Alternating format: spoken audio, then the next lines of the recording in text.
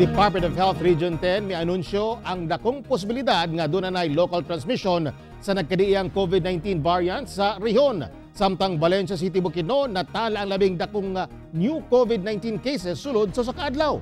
Dugang detalye sa report ni Cyril Chavez. Gibutyag sa Department of Health Region 10 nga dako ang ilang pagtuo nga dunay local transmission sa mga COVID-19 variants sa tibuok rehiyon. Kinigumikan sa paspas nga pagsaka sa mga kaso sa COVID-19 sa nagkadaiyang lugar. Matod pa ni Dr. Jose Lacuna Jr., Regional Director sa DOH-10, nga gimanduan na niini ang tanang healthcare workers nga tanang close contact sa mga pasyente nga nagpositibo sa variant ang ipailawom sab sa whole genomic sequencing. Kini aron masuta kung unsa na ba ang sitwasyon sa rehiyon may kalabutan sa COVID-19 variants. We cannot do this all alone by ourselves, not even by the local government units lang. Kinahanglan kini whole of government and whole of society approach na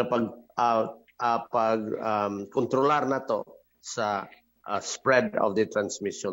Samtang sa Valencia City, Bukidnon, nakatala kini og 172 ka mga new COVID-19 cases sulod sa usa ka adlaw.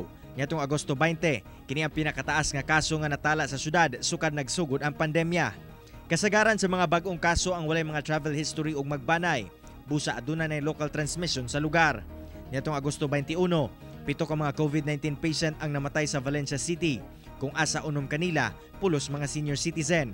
Ang mga biktima, usa kay 61 anyos nga lalaki, 73 anyos nga babae, 71 anyos nga babae, 63 anyos nga babae, 72 anyos nga babae, 66 anyos nga babae ug 49 anyos nga lalaki. Silang tanan wala na bakunahan. Tungod niini, naningkamot ang LGU nga makakita og dugang pasilidad sa syudad nga kayang muatiman og mga COVID-19 patients.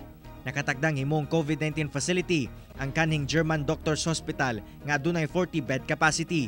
Giagi naman nato GCQ pero marag dili siya effective. So karon ang atong gihimo mo na lang yun ang granular lockdown. Tapos ni padayon na nato og kuan ang atong isolation area while gapangita pa ni og lina nga madugang sa atong isolation facility. Sa Misamis Oriental, gianunsyo usab sa Provincial Health Office nga ana sa Code Red status ang 8 ka mga ospital sa probinsya kini tungod sa nagkadaghang kaso sa COVID-19 sa probinsya. Dagan na sab sa mga personahe ang naigo sa COVID-19. Kung baga nabutang na nato nga ang atong hospitals is already in a Code Red.